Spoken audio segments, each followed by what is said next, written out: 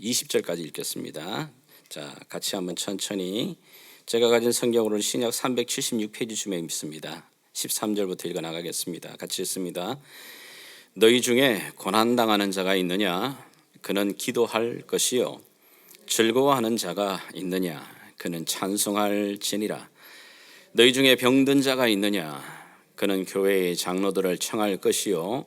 그들은 주의 이름으로 기름을 바르며 그를 위하여 기도할지니라. 믿음의 기도는 병든 자를 구원하리니 주께서 그를 일으키시리라. 혹시 죄를 범하였을지라도 사하심을 받으리라. 그러므로 너희 죄를 서로 고백하며 병이 낫기를 위하여 서로 기도하라. 의인의 강구는 역사하는 힘이 크미니라. 엘리야는 우리와 성정이 같은 사람이로되 그가 비가 오지 않기를 간절히 기도한즉 3년 6개월 동안 땅에 비가 오지 아니하고 다시 기도하니 하늘이 비를 주고 땅이 열매를 맺었느니라. 내 형제들아, 너희 중에 미혹되어 진리를 떠난 자를 누가 돌아서게 하면 너희가 알 것은 죄인을 미혹된 길에서 돌아서게 하는 자가 그의 영혼을 사망에서 구원할 것이며 허다한 죄를 덮을 것임이라. 아멘. 저와 여러분이 살아가고 있는 삶의 참 다양한 색깔들의 환경들을 우리는 만나게 됩니다. 이 안에도 어떤 환경을 만나게 될지 때로는 깊은 골짜기, 사망의 음침한 골짜기를 지나가는 그런 환경을 만날 때도 있고 어떤 때는 넓은 초원을 기분 좋게 바람을 맞아가면서 달려나가는 환경도 맞이할 것입니다. 여러분들 가운데 혹시 이 주일날 교회를 오시는 가운데 무거운 마음으로 오신 분들 계십니까? 마음의 염려와 근심, 어찌해야 될지 모르는 그런 환경과 여건 때문에 답답한 마음으로 만약에 오신 분들, 그것이 경제적인 문제가 되었던, 때로는 그것이 관계의 아픔이었던, 아니 그것이 내 질병이었던, 그 어떤 것이든 그런 아픔을 주는 것, 때로는 우리가 이제 자녀와의 그런 문제로 인해서 또 고통당하기도 하고, 그런 아픔을 갖고 우리가 주님 앞에 또 이 자리에 나와 있을 수도 있습니다. 아니면 행여나 정말 지난 한 주간 너무 좋은 일 때문에 기쁨이 있고 감사가 있고 즐거움이 있는 분이 있습니까? 우리에게 주시는 하나님 이런 모든 환경들, 성경은 우리에게 하나님께서는 우리에게 좋은 날도 주시지만 나쁜 날도 주신다고 말합니다. 형통한 날도 주시고 공고한 날도 주십니다.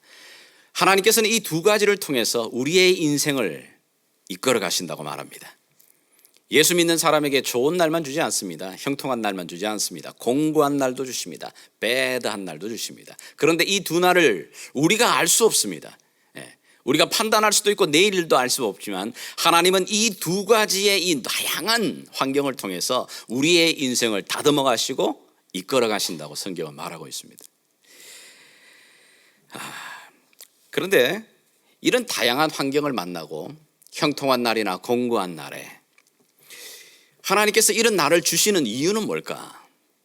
그 이유는 우리가 지난주에 살펴봤듯이 우리 안에 있는 이 영혼을 다듬어 가시는 겁니다. 공고한 날만 계속 주시는 것도 아니고 좋은 날만 계속 주시지 않습니다. 더군다나 그것을 우리는 내일을 알 수 없도록 하나님 막아 놓으셨습니다. 하나님 내일 알지 못하도록 왜 막아 놓으셨을까? 여러분 생각해 보십시오. 만약에 1년 뒤에 정말 나쁜 일 일어날 걸 우리가 알면은 우리는 지금부터 걱정합니다. 근심합니다. 하나님 그거 원치 않으시는 겁니다. 그런데 무슨 내일이 어떻게 될지, 한 달 뒤가 무슨 일이 일어날지를 알고 싶어가 점치러 가기도 하고 점 보기도 하고 이러는 분들 계시는데 왜 그러는지 모르겠어요. 그날은 그날에 족한 건데 하나님의 지혜는 여러 다양한 환경들을 통해서 내 인생이 내 안에 있는 하나님의 그 생명의 영혼이 자라기를 원하십니다. 내 영혼이 자라고 있는지 변하고 있는지 내가 어떤 사람인지를 어떻게 알 수 있냐고요? 내가 지금 맞닥뜨리고 있는 이 환경에 내가 지금 어떤 대처를 하고 있는지, 그 환경이 올 때 내가 어떤 반응을 하는지 그 사람을 보면 그 사람 아직 멀었네. 아직까지 그 사람 어린아이야. 아직까지 그 사람 믿음이 초보구나. 여러 가지 환경에서 확인이 되어집니다. 내가 누구인지, 나의 믿음이 어느 정도 성숙했는지, 그리고 내가 어떤 믿음을 가지고 있는지는 내가 맞닥뜨리고 있는 그 환경, 하나님이 허락하시는 그 삶의 여러 가지 환경들 속에 내가 어떻게 반응하고 있는가.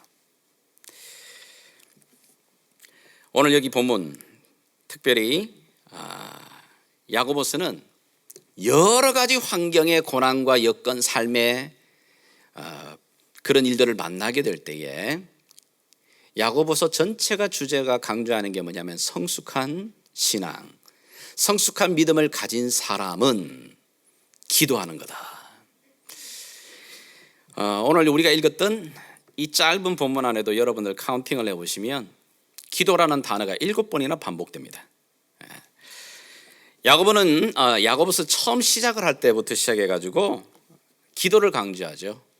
우리 영성길 팀들이 야고보서를 전체를 다시 한번 보았는데 야고보서 1장 5절부터 시작하면서 야고보는 뭐라고 말하냐면, 얘들아, 너희들이 여러 환경, 여러 어려운 시련을 당할 때 너희는 누구든지 지혜가 부족하거나 그 상황에서 어찌해야 될지 모르면 후히 주시고 꾸짖지 아니하시는 하나님께 구해라, 기도하라고 말합니다. 그분이 주신다. 또 중간으로 넘어가게 되게 되면 너희가 구하여도 얻지 못하는 것은 너희의 정욕 때문이다. 너희의 욕심 때문에 구하는 거야. 그래서 얻지 못하는 거지, 하나님은 구하는 자에게 반드시 주시는 분이야. 그 믿음을 붙들어라. 너희가 주님을 말로만 주님을 믿는다고 말하면서도 정말 기도하는 자리로 행함이 없는 그 믿음, 그건 죽은 믿음이야. 귀신 같은 믿음이야. 너희가 그 정말 하나님을 믿는다면 기도하는 자리에 선다는 겁니다. 그리고 마지막 야고보서 이 5장에 와서 또 한 번 기도를 강조합니다. 야고보서 전체의 핵심이 정말 믿음이 있는 사람이라면, 성숙한 믿음을 가지고 있는 사람이라면 어떤 환경이든지 어떤 다양한 시련 속에서도 그 사람에게 나타나는 특징이 뭐냐? 기도한다는 겁니다. 오늘 여기 우리가 읽었던 이 본문 안에도 한 여러 가지의 환경이 나오죠. 13절부터 보게 되면 특별히 3가지, 우리가 당하고 있는 중요한 3가지의 고난에 대한 얘기를 해요. 13절, 너희 중에 고난당하는 자가 있느냐? 그것이 너희가 관계의 아픔이든 경제적인 물질의 관계에 인하여 물질로 인한 아픔이든 아니면 그것이 어떤 것이든 너희에게 고난. Is anyone among you in trouble? 어려움을 겪고 있는 자가 있느냐? 육체의 고난들을 이야기를 합니다. 내 즐거움과 내 기쁨을 한순간에 빼앗아가 버리는 그런 문제를 당한 자가 너희 가운데 있느냐? 또 15절로 넘어가면 14절로 넘어가면 뭐라고 말하죠? 너희 중에 병든 자가 있느냐? 그럼요, 우리의 육신의 이 병은 우리를 근심되게 만듭니다. 그리고 우리의 기쁨을 다 빼앗아가 버립니다. 나만 그런 게 아니라 내 주변에 나와 가족을 이루는 모든 사람들에게도 고통을 주고 아픔을 주게 됩니다. 오랜 병에 진짜 효자 없다고요. 병이 오래지면 주변의 사람들도 지쳐가기 시작하는 거죠. 이 병든 것, 육체의 그 질병, 고난을 말합니다. 오늘 우리가 읽었던 19절과 21절에는 또 뭐라고 말하냐면, 형제들아, 너희 중에 미혹되어서 진리를 떠난 자가 있느냐? 하나님의 이 복음의 진리를 떠나여서 이단이나 다른 어떤 사이비라든지 아니면 이 믿음의 공동체를 떠나버렸던 그런 자들이 있느냐? 미혹된 자들이 있느냐? 그런 영적인 고난을 말합니다. 때로는 우리가 믿으면서도 낙심되고 좌절되어져서 하나님의 이 진리의 길을 옆으로 벗겨나가고 있는 그런 상황, 그런 영적인 침체를 당하는 자가 있느냐? 야고보는 지금 마지막에도 말하면서 이런 다양한 여러 가지 고난과 시련이 너희 앞에 있느냐? 그럴 때 어떻게 하라고요? 기도해라. 믿음 있는 사람은, 성숙한 사람은 어떤 환경이든 그런 상황에서 나타나는 특징이 뭐냐? 기도한다는 겁니다. 왜 기도를 이렇게 강조할까? 왜 이 성숙한 믿음에 대해서 이 기도를 반드시 이렇게 따라오게 만드는 걸까요? 여러분, 기도라는 것은 하나님이 진짜 나의 기도를 들으신다라고 하는 이 확신이 있는 사람이 할 수 있습니다. 단순하게 그냥 내 소원 아래는 그래서 여기 믿음의 기도라고 말하죠. 믿음의 기도. 믿음의 기도는 역사하는 힘이 있다. 이 믿음의 기도라고 말할 때의 이 믿음은 나로부터 오는 게 아니에요. 내 이 기도를 들어주시는 믿음의 대상이신 하나님을 확실하게 믿는 믿음, 거기서부터 이 기도, 믿음의 기도가 시작될 수 있는 겁니다. 성경은 우리에게 말합니다. 너희는 하나님의 선택함을 입고 너희 안에 너희를 중보하고 계시는 대제사장 되시는 예수님이 계시다. 그분은 꾸짖지 아니하신다. 반드시 너희가 구하게 되면 얻도록 구하라, 두드리라, 찾으라 그러면 주신다. 심지어 너희가 어찌해야 될지를 모를 때에 그분이 도와주시는 긍휼하심을 얻고 때를 따라 도우심을 얻기 위해서 그분의 보좌 앞으로 그분의 이름을 붙들고 그분의 보혈을 의지하여 담대히 나아가라고 우리에게 말하고 있는 겁니다. 빌립보서에도 우리가 말하죠. 아무것도 염려하지 말고 오직 모든 일에 기도와 간구로 너희 구할 것을 감사함으로 하나님께 아뢰라. 그리하면 모든 지각에 뛰어난 하나님의 평강이 너의 마음과 생각을 주장하신다. 믿습니까?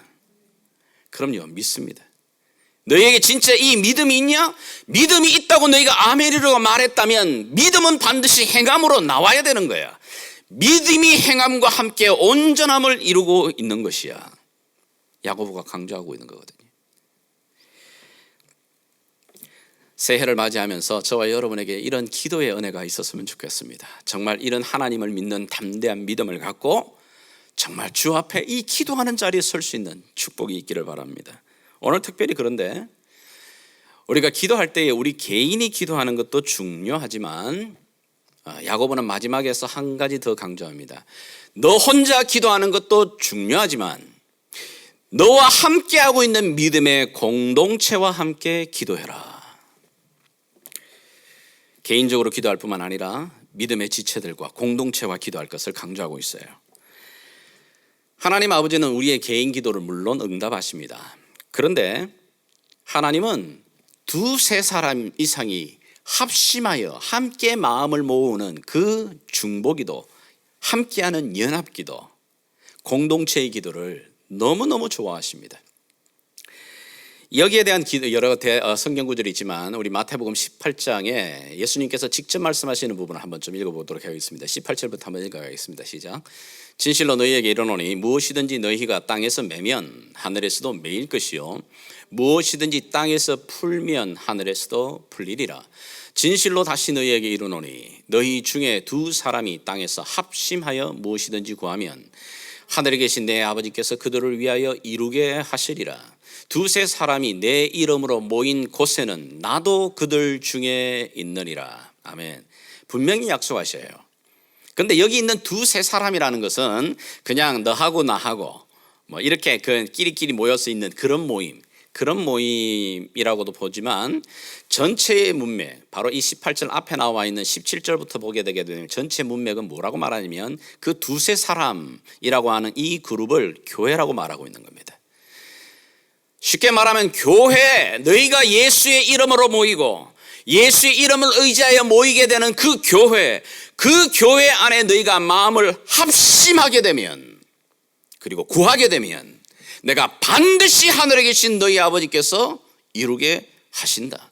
그리고 그 기도 가운데 반드시 내가 그들 가운데 함께 있겠다 약속하시는 거예요. 진실로라는 말은 예수님이 내가 반드시 내 이름 걸어 놓고 내가 그렇게 약속한 말하는 거거든요. 하나님께서는 왜 이렇게 함께 모여서 연합으로 교회가 공동체로 기도하는 걸 왜 그렇게 좋아하시느냐면 그 기도에 모인 모습이 가장 삼위일체 하나님이신 자신을 닮은 모습이에요. 개인이 기도하는 것도 아름답지만 배경도 다르고 환경도 다르고 여건도 다른 사람들이 함께 모여 우리의 대부분이 개인 기도는 자기 기도하는 거거든. 사실 자기 중심 기도 아니에요? 내 필요한 거 구하는 거고 내게 있어야 될 것을 구하는 거 아니겠어요? 그런데 함께 중보 기도할 때는 내 기도보다 먼저 뭐예요? 전체가 필요한 기도. 그 기도 놓고 내 마음을 내려놓고 마음을 모으는 거거든요. 그게 어려워요. 그런데 그 마음이 모아지면 함께 연합하는 모습, 그게 바로 우리 삼위일체 성부, 성자, 성령 하나님의 모습이에요. 그러하기에 하나님이 너무 기뻐하시는 겁니다. 얘들아, 이 모습이 나를 닮아가는 거거든. 이 모습 안에서 내가 반드시 그 안에 거하고 싶은 바로 기도가 바로 그런 연합기도, 중보기도예요. 마음을 합심하여 공동체와 함께 기도하게 될 때 하나님 더 강력하게 그 기도에 응답하십니다. 우리가 기도할 때에 하나님께서 특별히 반응하시고 행하시는 역사를 성경에서는 두 가지 모습, 특별히 어떻게 우리가 기도할 때 하나님께서 역사하시는가? 첫 번째 경우, 하나님께서 우리의 삶에 닥치고 있는 그 고난, 어려움, 그 질병들, 그것이 영적이었던 육체적이었던 질병이었던 그것을 제거하여 주십니다. 그 제거하여 주시는 한 사건에 나타나는 것이 사도행전 우리 17장, 12장으로 나가겠습니다. 한번 여러분 성경이 있으시면 12장 1절을 한번 찾으시면 좋겠어요. 사도행전 12장 1절에서 12절, 신약 성경 207페이지쯤에 있습니다.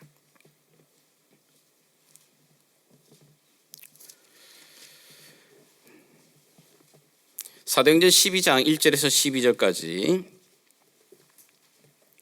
자, 그때 제가 좀 빠른 속도로 읽어 나가겠습니다. 그때 헤롯 왕이 손을 들어 교회 중에서 몇 사람을 해하려 하여 요한의 형제 야고보를 칼로 죽이니 유대인들이 이 일을 기뻐하는 것을 보고 베드로도 잡으려 할세. 때는 무교절 기간이라.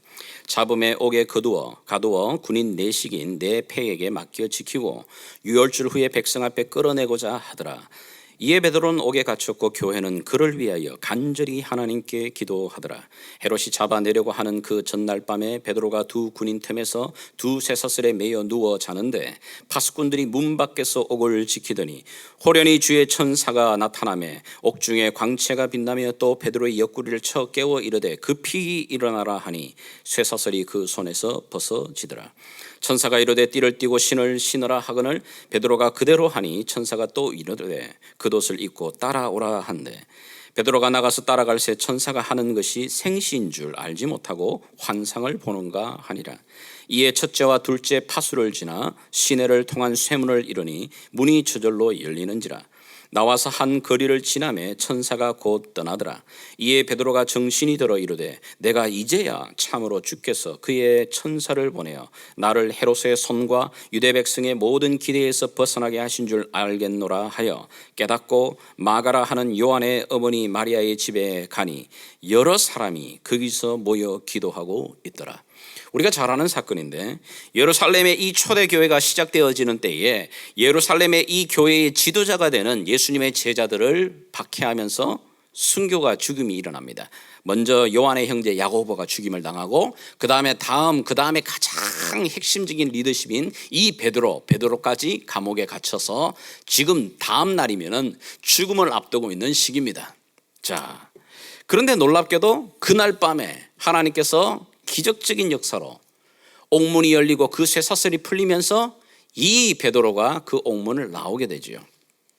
자, 이 이유가 뭔가, 이 힘이 뭔가, 그것을 뭐냐면 전체를 이야기할 때 이 일을 위해 지금 교회가 마가의 그 집에서 모여 여러 사람들이 함께 기도했다, 이 이야기를 하고 있는 겁니다. 그들이 기도할 때 합심하여 간절히 기도합니다. 정말 마음을 모아서 주님, 우리 가운데 있는 이 어려움을 아시는 주께서 해결하여 달라고. 아마 물론 이런 기도 모임을 가지겠다고 광고를 하고 사람들을 모았을 때 여러 사람들 가운데 의견이 있었을 거예요. 기도한다고 일이 되겠어요? 기도한다고 문제가 풀리겠어요? 차라리 그거보다는 지금이라도 당장 우리가 칼을 들든지 우리가 사람을 조직해가지고 그 감옥을 습격을 하십시다. 그러니까 빨리 베드로를 탈출시키는 게 더 빠르지 않겠어요? 어떤 사람은 아니 그거 말고 우리가 있는 돈들을 다 모아봅시다. 그래가지고 종교 지도자들 다 거기에 돈 좋아하는 사람들 많잖아요. 그런 사람들 매수해가지고 어쨌든 그 사람들을 매수해가지고 그 사람을 끌어낼 수 있는 방법, 그 방법도 해보십시다. 아니 무슨 하나님이 알아서 하시겠지. 그냥 운명에 맡깁시다. 그냥 하나님께서 하시겠지. 거기에 모여있는 사람들이 여러 의견이 나올 수 있지만 사람들이 한 마음으로 모읍니다. 기도밖에 없습니다. 우리가 알 수 있는 게 기도밖에 없네요. 기도하십시다. 그들이 간절하게 기도하고 있습니다. 얼마나 간절하게 기도했을까요? 얼마나 지속적으로 기도했을까요? 성경을 보니까 베드로가 옥문에 나와서 그 집에 도착하고 있는 그 시기에도 그 안에 있는 사람들은 여전히 기도하고 있더라는 겁니다. 하나님께서는 교회 공동체 안에서 우리가 무슨 백이 있어요, 돈이 있어요, 우리가 무슨 줄이 있어요. 그러나 하나님께서는 이 교회 공동체 안에 주신 가장 강력한 힘은 예수의 이름, 만왕의 왕이신 예수의 이름으로 부르짖을 수 있는 기도의 능력과 힘을 주셨어요. 그 공동체 안에 이 기도가 이루어지게 되면, 그 기도가 합심하여 그 하나님 앞에 중심이 되어지게 되면 우리 안에 묶여있던 환경, 우리를 괴롭히던 그 환경들을 하나님께서 풀어가시는 그런 은혜를 약속하고 있습니다. 또 하나는 교회 공동체가 합심하여 기도하며 마음을 모아 기도하게 될 때 어떤 일이 벌어지는가? 그 가운데는 하나님께서는 상황은 그대로 두십니다. 환경은 바뀌지 않아요. 그런데 그 환경 속에 있는 그 사람들을 변화시킵니다. 여기에 대한 한 가지 예를 우리가 본다면 고린도 후서에 나오는 바울의 경우를 좀 볼 수 있을 것 같아요. 고린도 후서 12장 7절부터 보게 되면 바울이 이런 얘기를 합니다. 바울의 자신의 고백이에요. 여러 계시를 받은 것이 지극히 크므로 너무 자만하지 않게 하시려고 내 육체에 가시 곧 사탄의 사자를 주셨으니 이는 나를 쳐서 너무 자만하지 않게 하려 하심이라. 이것이 내게서 떠나가게 하기 위하여 내가 3번 주께 간구하였더니 나에게 이르기를 내 은혜가 너에게 족하도다. 이는 내 능력이 약한 데서 온전하여 짐이라 하신지라. 그러므로 도리어 크게 기뻐함으로 나의 여러 약한 것들에 대하여 자랑하리니 이는 그리스도의 능력이 내게 머물게 하려 함이라. 그러므로 내가 그리스도를 위하여 약한 것들과 능력과 궁핍과 박해와 공고를 기뻐하노니 이는 내가 약한 그때에 강함이라. 무슨 얘기냐면 바울에게 있어서, 그리스도를 만난 이 바울에게 있어서는 놀라운 능력들이 행해집니다. 바울의 이 옷자락 그림자가 스쳐나도 병이 고쳐지는 놀라운 하나님의 기적을 그 바울에게 주십니다. 뿐만 아니라 바울은 3층천 하나님의 보좌가 있는 그까지 올라가서 하나님의 아름다운 살아계심의 보좌 앞에 머무르는 시간도 가져봅니다. 부활하신 예수님도 만납니다. 정말 놀라운 경험을 너무너무 많이 가진 사람이에요. 그런데 그에게 있어서 이 육체의 가시라고 말하는 게 구체적으로 뭔지 모르겠어요.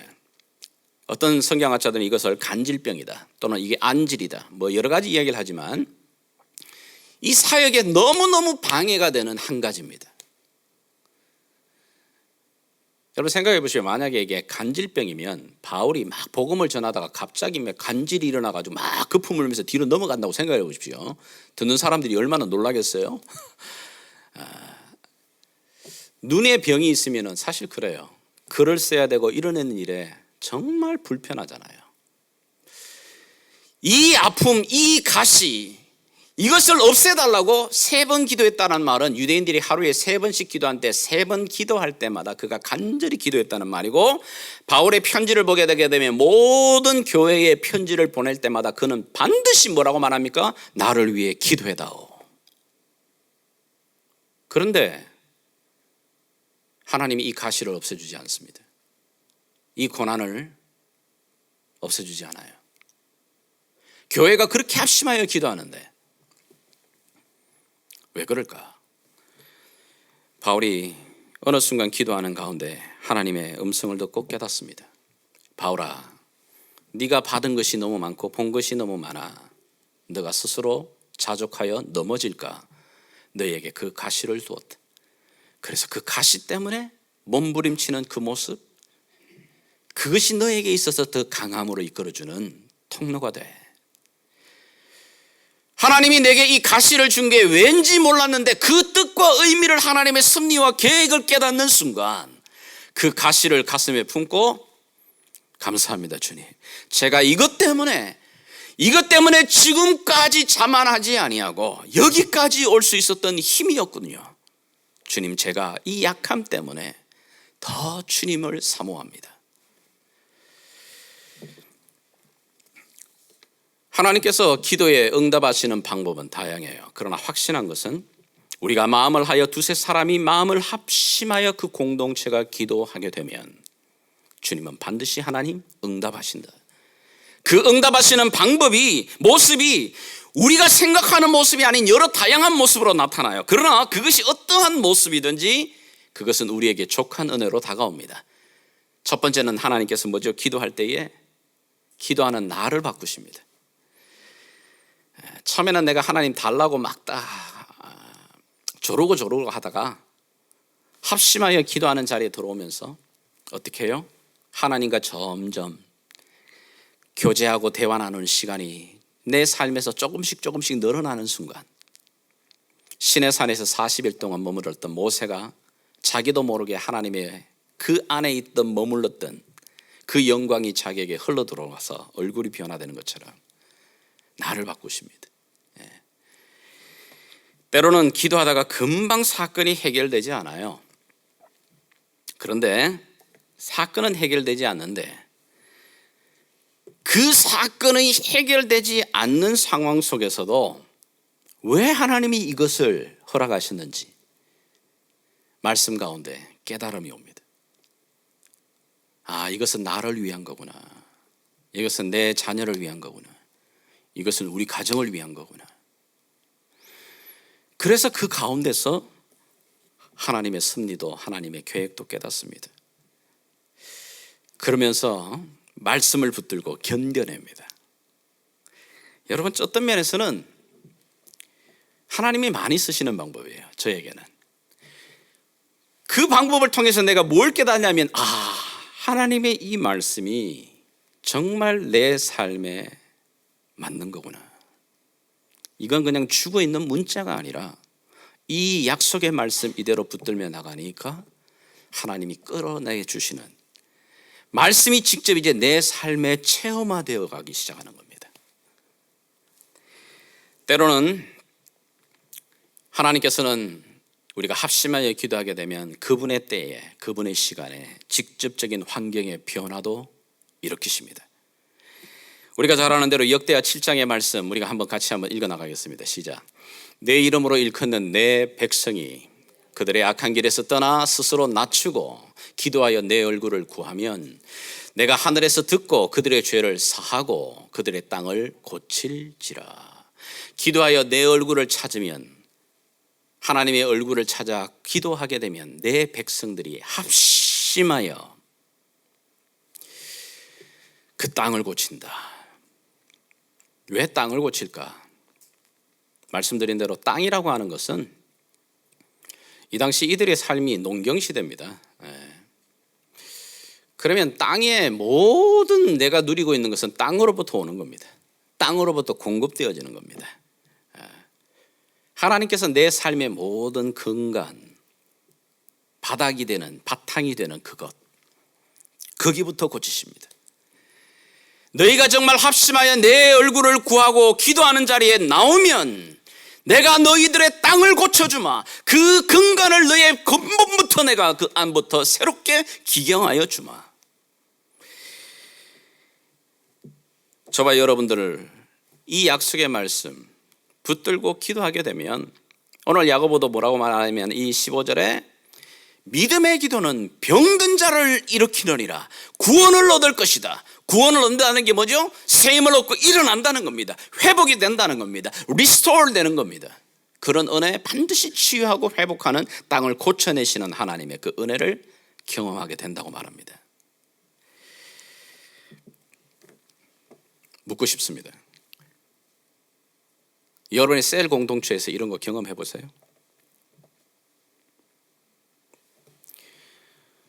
여러분의 셀 공동체 안에서 기도를 통해서 이런 치유하시고 회복하고 변화시켜 나가시는 그런 경험, 변화들을 경험해 보십니까? 아니면 여러분들이 우리 몸된 글로벌 교회에 와서 그런 기도 공동체에 들어와서 정말 하나님이 우리의 기도에 나를 바꾸시고 환경을 바꾸시고 살아있는 말씀이 살아있음에 대한 것들을 확인하는 체험들을 여러분 해보고 계십니까? 만약에 아직까지도 그런 경험을 못하고 계시다면 여러분 교회 생활 반쪽짜리밖에 못하고 계시는 겁니다. 하나님은 우리가 생각하는 그 이상의 좋으신 분이십니다. 아니, 나의 생각을 넘어 나의 기도하는 것보다, 내가 생각하는 것보다 더 이루어 주시겠다 약속하신 하나님이십니다. 그런데 아직까지도 내가 이 교회 공동체 안에 속해 있으면서 그런 경험을 못 하고 있다? 성경을 여러분이 버리시든지, 이게 아니잖아요. 그럼 가짜 아니에요. 거짓말 아니에요. 아니면 뭔가 내가 지금 문제가 있든지. 살아계신 하나님, 그분은 믿음의 공동체가 합심하여 기도하게 되면 믿음의 기도는 역사가 일어난다고 말합니다. 왜냐하면 우리가 뭔가 이렇게 능력이 탁월해가지고 쪽수가 많아지게 되게 되면 하나님이 이 쪽수가 많아지니까 내가 의견을 들어줘야 되겠다, 이런 뜻 아닙니다. 그 안에 참 다양한 자기들의 욕구가 있고 자기들의 기도 제목이 있는데 내려놓고, 하나님 정말 이 기도가 이 사람에게, 이 공동체 안에, 이 환경 속에 꼭 필요합니다. 마음을 모아 예수의 이름으로 그 안에 간구하게 되면 삼위일체 그 하나님의 마음 가운데 그 중심이 전달됩니다. 그래, 이 공동체가 그 안에 있는 예수의 생명 때문에 예수의 이름을 걸고 말하는 그것에 그분은 응답하십니다. 왜냐하면 예수님께서는 자기 아들을 아끼지 아니하시고 우리에게 주신 그분이 그 아들과 함께 우리에게 무엇 더 주시지 않겠느냐. 그 아들보다 귀한 게 있을까? 하나밖에 없는 그 독생자 예수까지 주셨는데 우리가 구하는 게 그것만큼의 가치가 있는 게 있을겠어요? 그거보다도, 그 아니면 다 하나님 응답해 주시겠다는 얘기예요. 저와 여러분, 그리고 여기 우리 앉아있는 분들에게 이 아침에 좀 도전하고 싶습니다. 우리 가운데 아직까지도 이런 공동체 안에 들어와 공동체와 함께 기도하는 이 풍성한 기도의 식탁의 자리를 경험하지 못하고 계신 분들 있다면, 여러분 청년부 안에서도 이런 기도들 하십니까? 여러분들이 청년부가 함께 모여서, 그러면서 청년부 안에서 함께 합심하여 기도할 때 기도의 응답들을 이루어 가시는 하나님을 여러분 고백하며 경험해 봅니까? 나 혼자 몸부림치고 나 혼자 그걸 허덕거리고 나 혼자 그 기도 제목 갖고 붙들고 기도하는 것도 필요하지만, 성경은 말합니다. 하나님이 이 인생을 살아갈 때 너 혼자 살아가는 게 아니야. 신앙생활은 너 혼자 하는 게 아니야. 너 혼자 외롭게 광야에서 혼자 뚜벅뚜벅 걸어가는 게 신앙생활이 아니야. 그래서 우리를 교회로 묶어주신 겁니다. 교회로 불러주신 겁니다. 그리고 그 교회 공동체 안에 주님의 이름을 걸어놓고 약속하고 계시는 겁니다. 너희가 합심하여 너희가 마음을 모아 내 이름으로 구하게 되면 그 믿음의 기도는 역사가 크니라.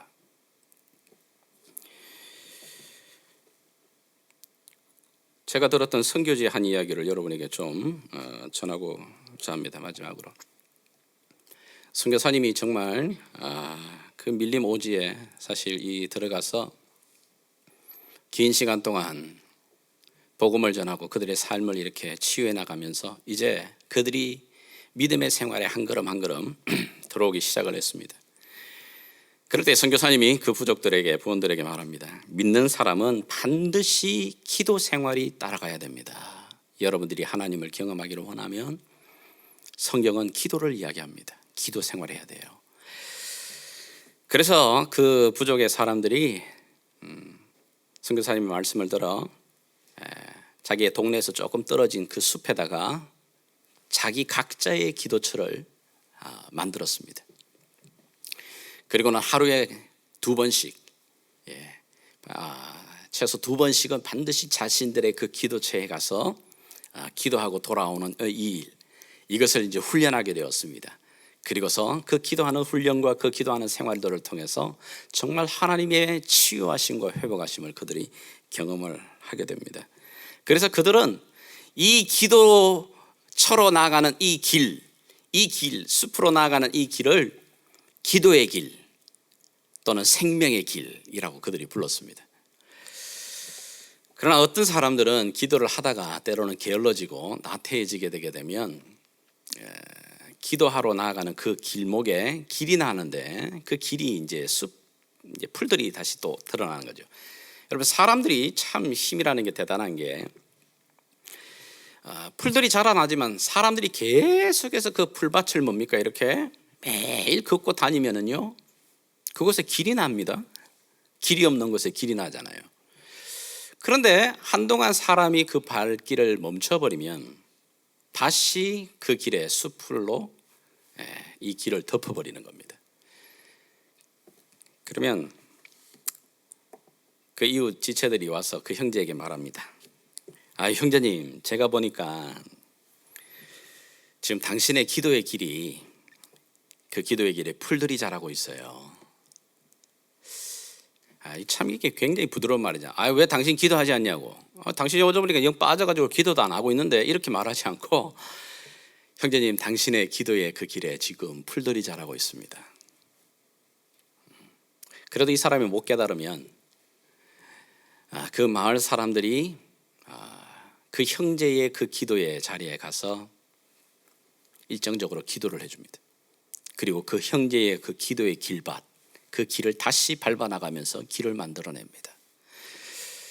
그리고 난 다음에 다시 형제를 찾아와서 형제님, 우리가 형제님의 그 기도의 길을 다시 만들었습니다.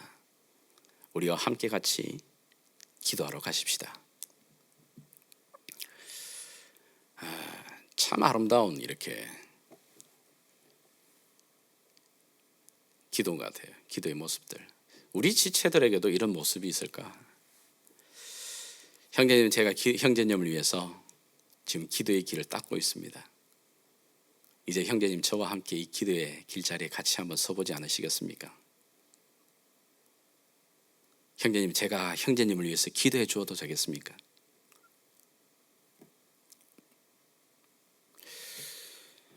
글쎄요, 이게 참 외람된지 뭔지 옆 사람에게 한번 물어보십시오. 제가 기도해 드려도 될까요? 싫은데요. 잘 모르겠습니다. 그러면 제가 형제님을 위해서 제가 기도의 길을 열심히 닦아 놓겠습니다. 그리고 제가 기도하겠습니다. 때가 되면 같이 함께 그 기도의 자리에 서지 않겠습니까? 바라기는 올 한 해 우리 글로벌 교회 공동체, 여러분의 셀 그룹, 그리고 우리의 수요의 이 기도의 자리가 함께 기도해 나가는 이 기도의 동행의 기쁨, 충만함을 누리는 복된 자리가 될 수 있기를 주 예수의 이름으로 축복하며 기도합니다. 같이 기도하겠습니다.